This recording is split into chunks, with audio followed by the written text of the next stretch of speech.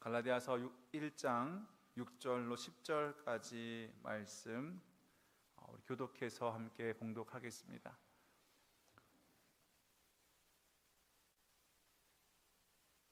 제가 먼저 읽겠습니다.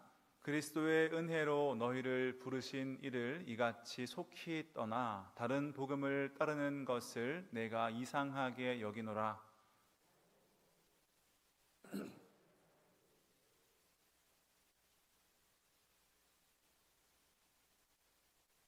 그러나 우리나 혹은 하늘로부터 온 천사라도 우리가 너희에게 전한 복음 외에 다른 복음을 전하면 저주를 받을지어다.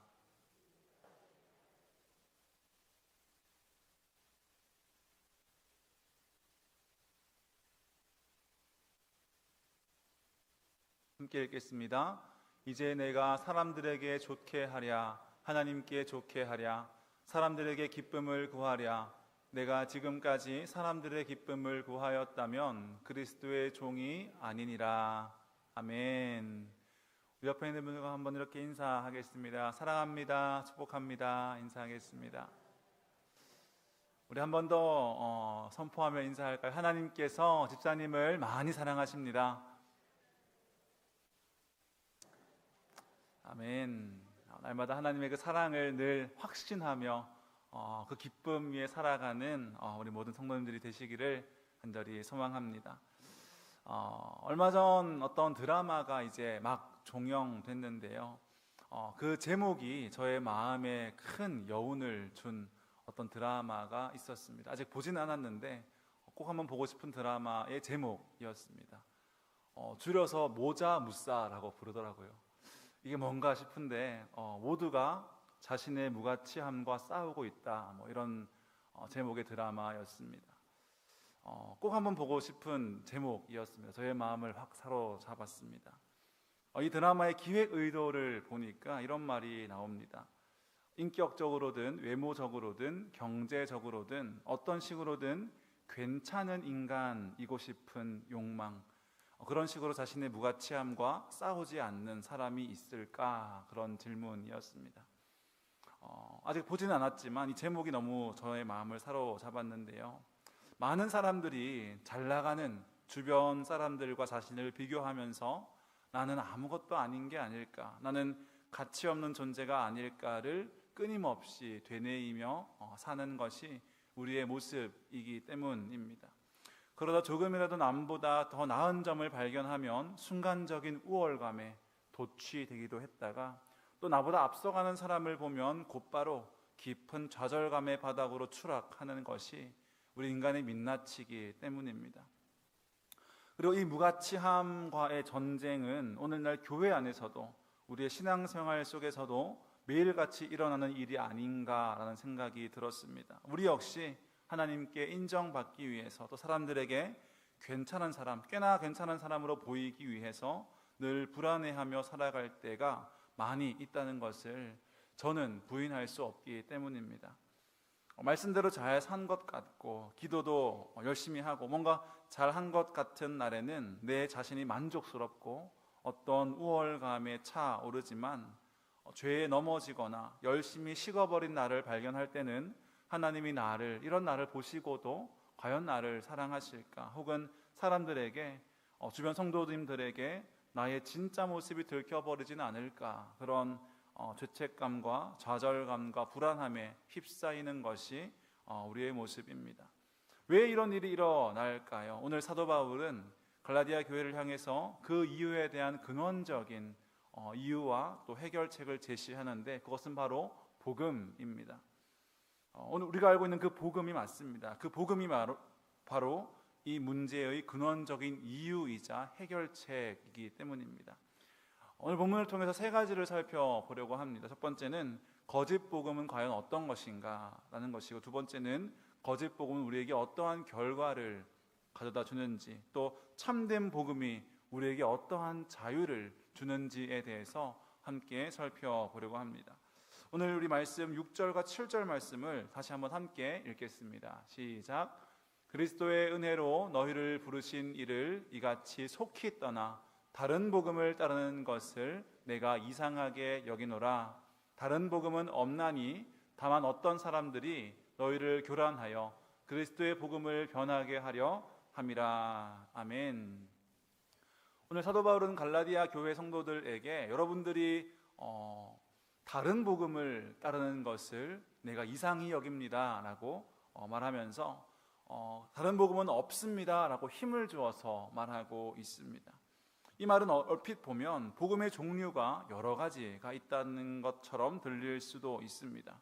다른 복음이라는 말을 사용하기 때문인데요, 바울은 다른 복음이라는 표현을 사용하지만 곧바로 다른 복음은 없습니다 라고 말씀하고 있습니다. 이것이 무슨 뜻이냐 하면 우리가 복음이라고 하는 것에 조금의 수정을 가하게 된다면 그것을 다른 복음이라고 부를 수는 있겠지만 그것은 더 이상 복음이 아니다라는 뜻입니다. 복음은 여러 개가 아니고요, 다른 복음은 그래서 존재하지 않습니다.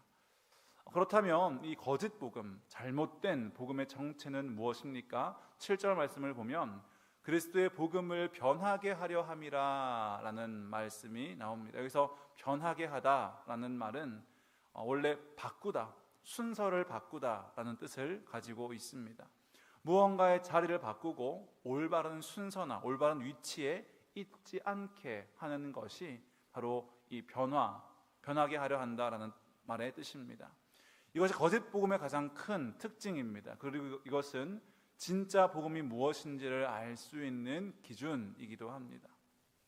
성경에 말하는 진짜 복음과 우리가 헷갈리는 다른 복음, 거짓 복음의 가장 큰 차이는 바로 이 순서에 있습니다. 개신교와 로마 가톨릭은 둘 다 예수 그리스도를 믿는 믿음을 가져야 한다라고 말합니다. 그리고 둘 다 선행을, 착한 일을 하나님의 뜻대로 행해야 한다라고도 말합니다. 하나님의 뜻대로 살아야 하고 예수님의 가르침을 따라 순종하는 삶을 살아야 한다고 둘 다 말하지만 그러나 개신교와 가톨릭의 가장 큰 차이점이 있다면 순서가 다르다라고 하는 것입니다. 사도 바울이 말하는 진짜 복음의 순서는 이렇습니다. 이렇게 말하는 것이죠. 당신이 하나님께 은혜를 받았기 때문에 선한 삶을 살 수 있습니다 라고 하는 것입니다. 하지만 다른 복음은 순서를 바꿉니다. 당신이 선한 삶을 살았기 때문에 하나님께 은혜를 받을 수 있습니다 라고 말하는 것입니다. 겉으로 보면 이 두 말은 모두 다 신앙적인 말처럼 들립니다. 두 말 모두 믿음과 순종을 말하기 때문입니다. 하지만 그 순서가 완전히 다릅니다. 참된 복음은 은혜가 먼저이고 순종이 그 열매라면 거짓 복음은 순종이 먼저이고 은혜는 그 대가처럼 되어버리는 것이죠.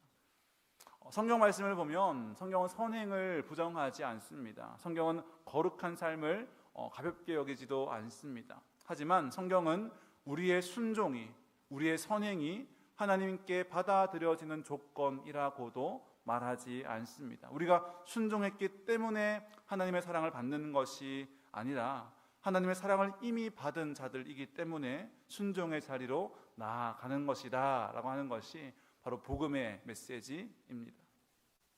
그래서 이 순서가 무너지게 되면 우리의 신앙 전체가 흔들리게 되는 것이죠. 우리의 믿음은 공로가 되고 우리의 순종은 자기 의의 근거가 되는 것입니다. 그때 사람은 겉으로는 신앙생활을 하곤 있지만 마음 깊은 곳에서는 늘 불안함을 떨칠 수가 없는 것이죠. 내가 충분히 잘하고 있나? 하나님께서 나를 정말로 받아주실까? 내가 이 정도 믿음이면 괜찮은 걸까? 그런 질문에서, 자기 점검에서 벗어나지 못한다라는 것입니다. 믿음도 마찬가지입니다. 복음은 이렇게 말합니다. 당신이 하나님께 조건 없이 사랑받았기 때문에 이제 예수 그리스도를 믿을 수 있게 되었습니다 라고 말하는 것이 복음이고요, 이 말을 뒤집으면 이렇게 됩니다. 당신이 믿었기 때문에 예수 그리스도께 사랑받을 수 있게 되었습니다 라고 하는 것이에요. 이 말도 얼핏 보면 진실처럼 들립니다. 우리는 예수 그리스도를 믿음으로 구원을 받기 때문입니다. 그런데 여기서도 조심해야 할 점은 무엇입니까? 우리가 믿음으로 구원을 받는다라는 말을 하면서도 어느 순간 믿음의 대상인 예수 그리스도를 믿는 것이 아니라 내가 얼마나 큰 믿음을 가졌는지, 내가 얼마나 오래 믿었는지, 내가 얼마나 큰 확신을 가지고 있는지를 가지고 내가 구원을 얻는다라는 생각을 하게 되는 것이죠. 나는 오래 믿었으니까 괜찮겠지. 내가 교회를 열심히 다녔으니까 구원 받을 거야. 나는 열심히 믿고 그 증거로 봉사도 하고 헌신도 하는데 이 정도 믿음이면 하나님이 나를 인정하시겠지라는 생각입니다. 그래서 예수 그리스도를 믿는 믿음이 아니라 내 믿음이 어떠한가, 그 믿음을 믿음으로 구원받는다고 오해할 수도 있다는 것입니다. 무슨 말이냐 하니까 믿음의 대상이 아니라 내 믿음의 강도나 내 확신의 정도가 얼마나 되느냐에 따라서 구원을 받는다고 오해하는 것입니다. 내가 정말로 잘 믿는다면, 내가 신실하게 믿는다면, 내가 끝까지 믿음에서 떨어지지 않는다면 나는 그 믿음 때문에 구원받을 것입니다 라고 생각하는 것이죠. 하지만 우리는 믿음의 강도에 따라서 구원받는 것이 아니라 우리가 믿는 대상의 강도에 의해서 구원을 받습니다.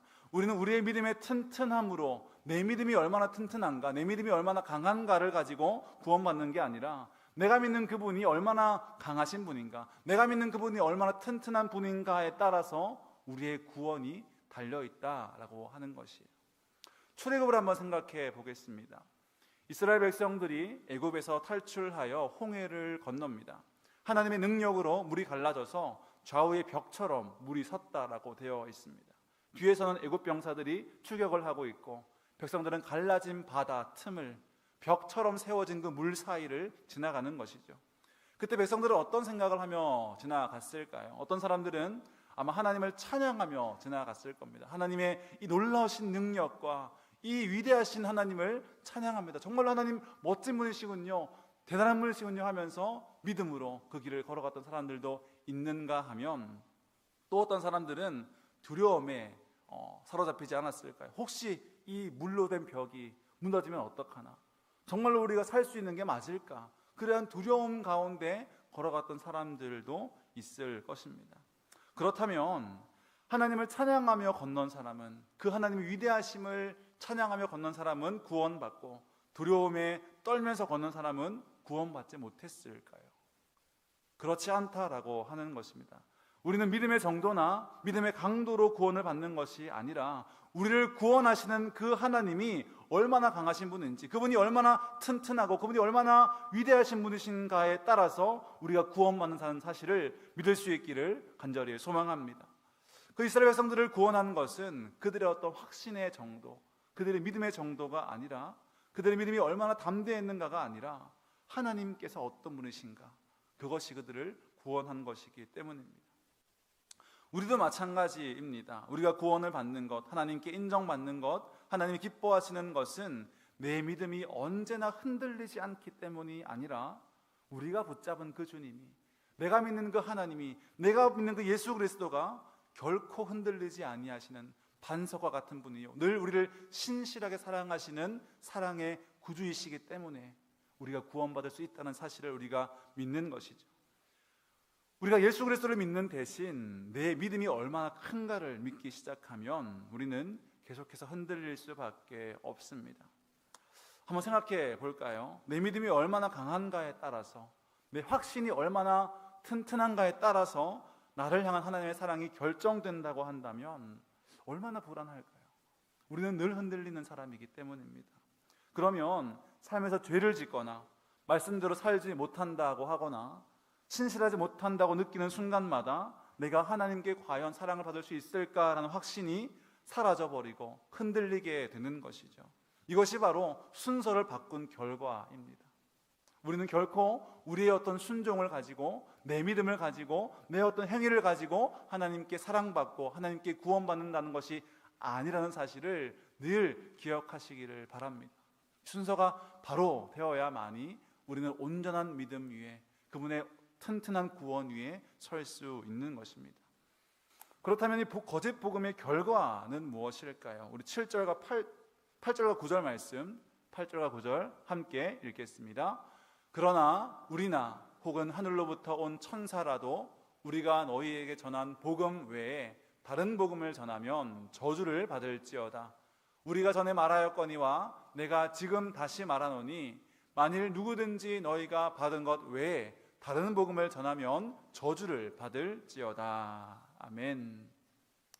이 저주를 받는다라는 말은 아나테마라는 말인데요, 이것은 하나님과 우리의 이 관계가 끊어지는 것, 사이가 찢어지는 것, 쉽게 말하면 하나님과 단절되는 것이라는 뜻을 가지고 있습니다.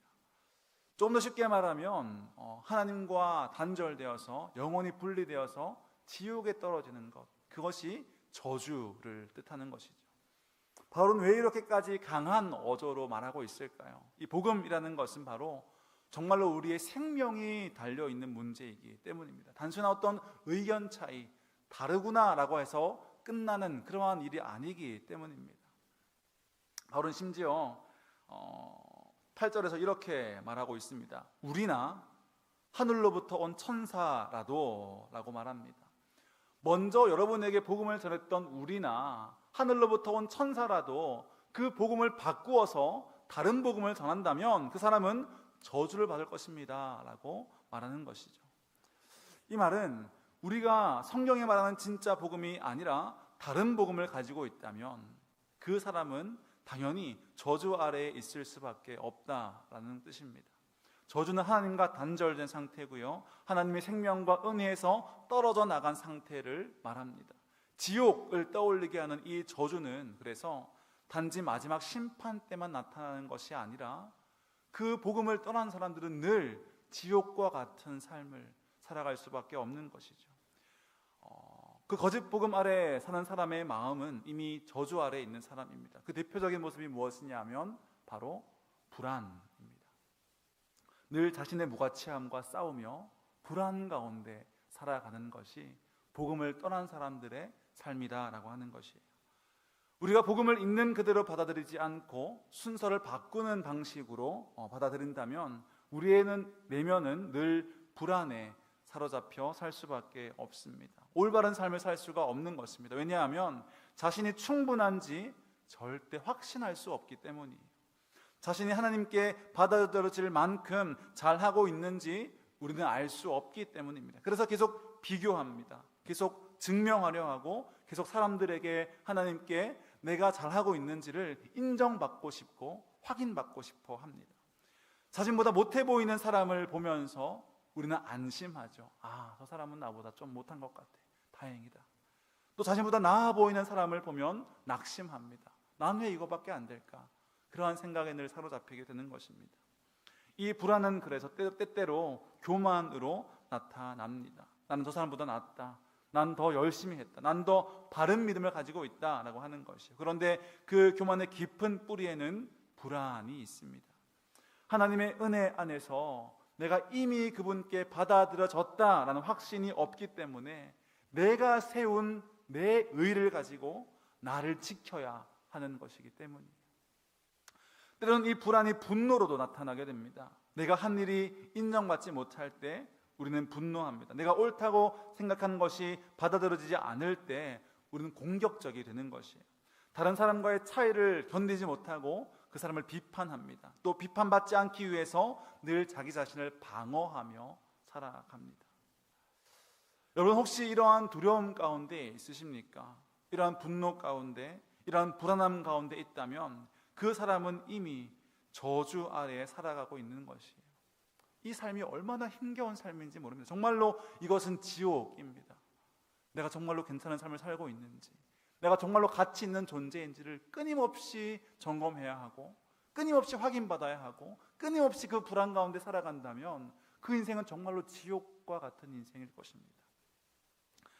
예수께서 우리를 조건 없이 사랑하시고 구원하신다는 말을 듣는다 하더라도 마음 깊은 곳에서 우리의 영혼이 예수님 안에서 조건 없이 사랑받고 받아들여진다는 사실을 확고하게 믿지 못한다면 그 사람의 마음속에서 늘 불안과 분노가 요동하게 되는 것이죠.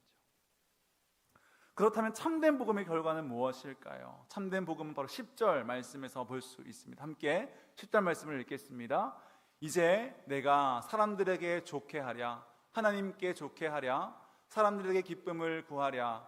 내가 지금까지 사람들의 기쁨을 구하였다면 그리스도의 종이 아니니라. 아멘. 이 말은 얼핏 들으면 저는 사람들을 신경 쓰지 않습니다. 저는 사람들의 눈치도 보지 않고 하나님만 기쁘시게 하면 됩니다 라는 그런 어떤 냉담한 어조로도 들릴 수 있습니다. 하지만 조금 더 깊이 살펴보면 이렇습니다. 바울은 사람들의 눈치를 보지 않습니다. 이것은 복음을 들음으로써, 복음을 진짜로 알고 믿음으로써 누릴 수 있는 최고의 기쁨 가운데 하나입니다. 저는 정말로 사람들의 눈치를 보지 않고 살고 싶습니다. 여러분들도 그렇지 않습니까? 사람들이 나를 어떻게 판단하든 어떻게 평가하든 그것에 매이지 않고 그로부터 자유롭게 살고 싶은 것이 우리의 심정이죠. 그런데 우리가 진짜 복음을 마음 깊이 믿게 되면 사람들의 눈치를 보지 않게 된다고 바울을 통해서 하나님이 우리에게 말씀하고 계신 것입니다. 어떤 사람은 이렇게 말할 수도 있겠죠. 난 성격이 원래 쿨해서 사람들이 뭐라고 하든지 신경 쓰지 않습니다 라고 하는 사람도 있을 겁니다. 하지만 그 마음 깊은 곳에는 어쩌면 사람들을 엄청 많이 신경 쓰고 있다는 증거일지도 모르죠. 그래서 내가 그것들로부터 벗어나고 싶고 분리되고 싶은 마음에 그렇게 말하는 것일지도 모릅니다. 인정받고 싶은 마음이죠. 우리가 보통 사람들에게 잘 해주는 이유가 있다면 그 사람을 사랑해서가 아니라 그 사람에게 인정받고 싶기 때문일 때가 많습니다. 호의를 베풀거나 친절하게 대할 때 정말로 그 사람을 사랑해서가 아니라 그 사람에게 내가 좋은 사람이 되고 싶다, 좋은 평가를 받고 싶다, 그러한 생각 때문일 때가 많은 것이죠. 그때 우리는 눈치를 보게 됩니다. 내가 무슨 말을 한 것 때문에 저 사람이 불쾌해하지 않을까, 내가 어떤 행동을 한 것 때문에 저 사람이 나를 싫어하지 않을까 하고 계속 살피는 거죠. 그리고 내가 많은 것들을 해 주었는데 혹은 베풀어 주었는데 내가 원하는 만큼 돌아오지 않으면 우리는 분노하게 됩니다. 왜냐하면 사람을 기쁘게 하기 위해서 살았기 때문이에요. 결국 사람의 노예가 되어서 살아가는 것입니다.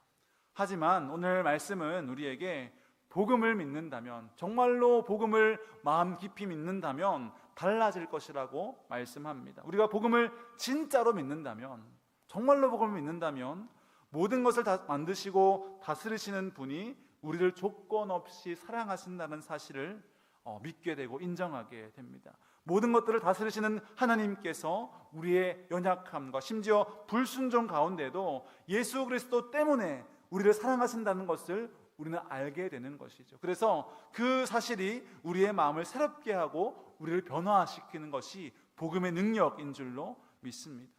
그렇게 된다면 내 조건과 상관없이 나를 정말로 사랑하시는 그 하나님의 사랑을 우리가 깨닫게 되고 그 복음을 믿게 된다면 그때 우리는 사람을 정말로 섬기게 되는 것이죠. 사람들로부터 무언가를 받기 위해 섬기는 것이 아니라, 그 사람의 눈치를 보며 섬기는 것이 아니라 그를 사랑하기 때문에 섬기게 되는 것입니다. 내가 어떻게 되는 것은 상관없습니다. 내가 그것들이 사람들이 알아주지 않는다 하더라도 상관없이 그 사람을 사랑함으로 섬길 수 있게 되는 것이죠. 내가 누군가를 사랑해 주었는데 그 사람이 나에게 아무것도 돌려주지 않아도 괜찮습니다. 아무것도 받지 않는다고 해도 불안하거나 두렵거나 분노하지도 않습니다. 왜냐하면 전능하신 하나님께서 나에게 모든 것을 주셨기 때문입니다. 그 하나님께서 나를 사랑하셨고, 전능하신 하나님께서 나를 조건 없이 용서하셨고, 예수 그리스도를 믿는 믿음 안에서 나를 의롭다고 하셨기 때문에, 이미 나를 받아주시고 이미 나를 기뻐하시고 이미 나를 인정하셨기 때문에 사람들은 나를 어떻게 대한다 하더라도, 나를 아무도 알아주지 않는다 하더라도 사랑함으로 자유롭게 그들을 섬길 수 있는 것이에요. 그래서 우리가 이 복음을 붙드는 사람은 사람들에게 조금의 가치도 없는 사람처럼, 무가치한 사람처럼 대접받는다 하더라도 절망하지 않는 것입니다. 왜냐하면 전능하신 하나님께서, 모든 것을 다스리시는 그 하나님께서 그 사람의 모든 것이 되셨기 때문입니다. 그는 하나님을 기쁘시게 하려고 살아갑니다. 왜냐하면 하나님께서 이미 그를 나의 기쁨이다, 내가 너를 기뻐한다라고 말씀하시기 때문입니다. 또 참된 복음은 우리에게 진리를 말할 수 있는 용기를 줍니다. 사람을 기쁘게 하는 것이 인생의 목적이 되면 우리는 해야 할 말을 하지 못합니다. 상대가 싫어할까 봐 침묵하게 되는 것입니다. 관계가 불편해질까봐 진리를 피하게 됩니다. 하지만 하나님을 기쁘시게 하는 사람은 사랑 안에서 진리를 말할 수 있습니다. 자기 자신도 나도 은혜가 필요한 죄인이라는 것을 알기 때문에 겸손함으로, 그를 사랑함으로 진리를 말하게 되는 것이에요. 그러나 사랑하기 때문에, 그가 정말로 잘 되기를 바라기 때문에 필요한 말을 피하지 않고 할 수 있게 되는 것입니다. 바울이 바로 그런 사람이었습니다. 그는 갈라디아 성도들을 사랑했습니다. 그렇기 때문에 강하게 말했습니다. 그들이 듣기 좋은 말을 해주는 것이 사랑이 아니라 그들이 복음에서 떠나고 있다면 그것을 분명히 말해주는 것이 바울의 사랑이었습니다. 사람의 기쁨을 구하는 종이 아니라 그리스도의 종이었기 때문에 그렇게 할 수 있었다라고 하는 것이에요. 그렇다면 우리는 이제 이 참된 복음 안에서 어떻게 하면 바로 설 수 있을까요?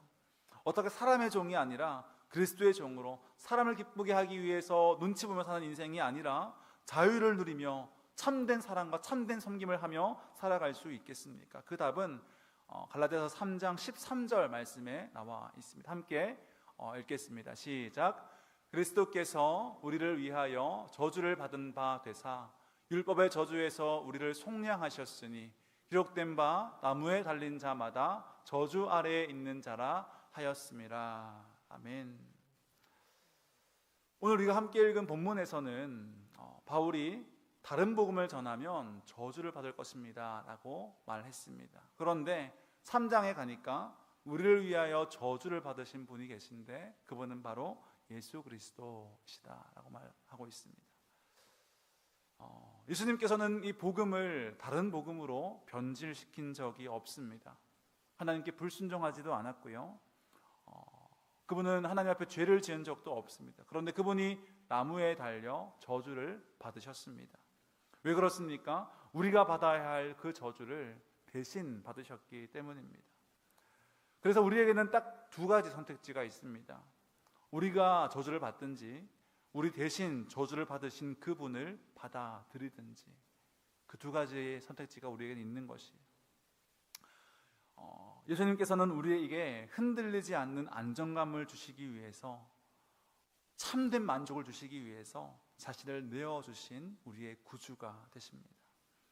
우리가 복음의 순서를 바꾸어서 은혜보다 내 의를 더 붙잡고 하나님보다 사람의 인정을 더 두려워하며 살았던 우리의 죄를 주님께서 대신 담당하시는 것입니다.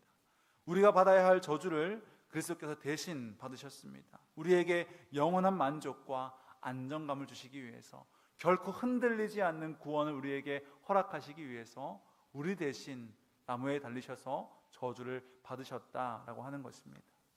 그래서 우리가 이 예수 그리스도를 정말로 받아들이게 된다면, 우리 대신 저주받으신 그 예수님을 정말로 믿게 된다면 복음이 우리를 모든 불안과 두려움에서 자유롭게 할 것을 믿으시기를 바랍니다. 우리 가운데 어떤 사람들은 사람들의 종이 되어서, 노예가 되어서 사람들의 인정을 받지 못할 때 두려움이나 분노를 느끼며 살아왔을지 모릅니다. 또 어떤 사람들은 다른 사람들을 의도적으로 무시하거나 미워하거나 선을 그으면서 내가 저 사람보다 더 나은 사람이라는 것을 입증하며 보여주려 하며 살았을지도 모릅니다. 그렇게 스스로 의로움을 만들어내며 살아갔을 것입니다. 그런데 정말로 그 삶이 사람들을 의도적으로 무시하거나 미워하거나 선을 그으면서 내가 얼마나 나은 사람인지를 내세우려 했던 그러한 삶이, 혹은 사람들의 인정을 받기 위해 늘 애썼던 그 삶이 정말로 우리를 편하게 해 주었을까요? 오히려 우리를 더 외롭게 하고 우리를 더 고독하게 만들지 않습니까? 그러므로 우리 모두가 진짜 복음을 다시 바라볼 수 있게 되기를 간절히 소망합니다. 예수께서 저와 여러분들에게 흔들리지 않는 안정감과 만족을 주시는 분이심을 우리 모두가 정말로 믿을 수 있게 되기를 바랍니다. 그리고 그 안정감 안에서 사람들을 섬기고 사랑하게 하시는 그 하나님의 은혜를 우리 모두가 누릴 수 있게 되어서 사람들의 눈치를 보지 않고 두려워하지 않고 참된 자유함 가운데 살아갈 수 있는 그러한 은혜가 있게 되기를 바라는 것입니다. 그래서 전능하신 하나님께서 예수 그리스도 안에서 저와 또 이 자리에 있는 모든 성도님들을 기뻐하신다는 사실을 믿으시기 바랍니다.